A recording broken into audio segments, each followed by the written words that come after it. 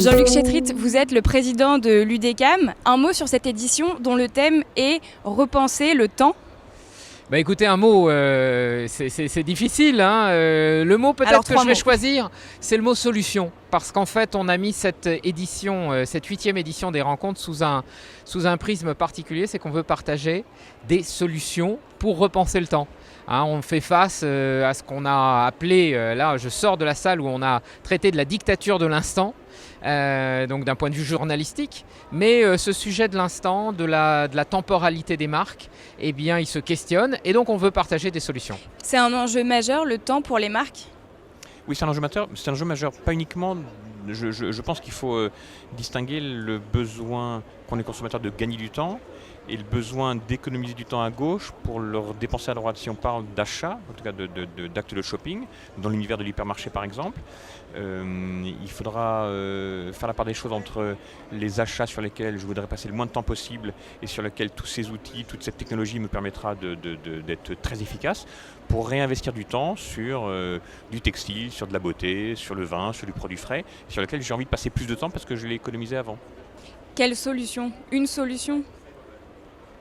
Il y a une très belle solution, il y a plusieurs solutions qui sont en cours de déploiement autour des devices connectés. Hein. Ça a été Amazon Dash il y a quelques mois et maintenant c'est le Pikit Carrefour qui permet de scanner des produits chez toi et d'en avoir la livraison automatique et encore une fois de retrouver du temps pour éventuellement retourner en magasin ou retourner sur un site, retourner sur son mobile ou son PC pour rechercher, s'informer et acheter autre chose.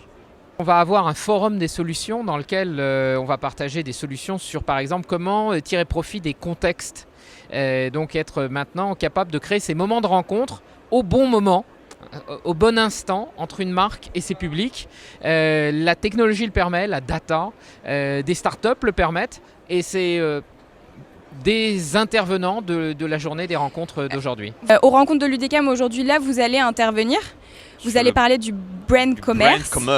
Est-ce que vous pouvez nous dire en français du brand commerce. Est-ce que vous pouvez nous dire quelques mots là-dessus ? Je pense que le sujet qui sera abordé tout à l'heure, c'est comment on répond aux besoins des consommateurs de pouvoir acheter un peu tout, n'importe quand, n'importe où. Et une des questions centrales, à mon sens, qui résidera dans le choix pour le consommateur de son portail d'entrée dans ce funnel d'achat. Est-ce que je rentre par l'enseigne à qui j'accorde ma confiance.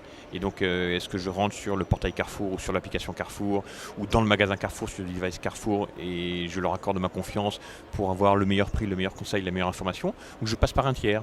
Un tiers, c'est Google Shopping, c'est Bazaar Voice, c'est Facebook, sachant que l'un et l'autre sont des entités commerciales qui développent leurs propres enjeux. Ce ne sont pas des associations de consommateurs. En fait, le brand commerce, c'est aujourd'hui une activité stratégique pour la plupart des marques, puisqu'il s'agit pour elles de pouvoir piloter, mesurer et optimiser un parcours qui est celui du shopper. Le parcours qui sépare le shopper d'une publicité qu'il est en train de voir sur différents supports. Ça peut être à la fois de la pub papier, de la pub digitale ou encore de la vidéo, entre autres. Et donc de pouvoir sécuriser ce trajet entre cette publicité et l'achat effectif du produit chez un distributeur qui se trouve à proximité du shopper. Un des enjeux qui est derrière le brand commerce, c'est la possibilité pour la marque de pouvoir accéder au Graal, qui est la data, qui est la donnée du comportement d'achat. Aujourd'hui, pour pouvoir véritablement mener son activité et de façon saine et profitable, il est nécessaire que la marque puisse collecter, consolider, comprendre et travailler la data comportementale qu'elle va collecter à travers nos dispositifs. Justement, la particularité de Swaven, c'est que nous, on va travailler pour la marque, mais on va lui confier toute cette donnée. Elle peut la retravailler par elle-même, mais nous, par ailleurs, on envoie pas mal, on lui donne beaucoup d'insights, beaucoup de recommandations pour pouvoir optimiser son parcours.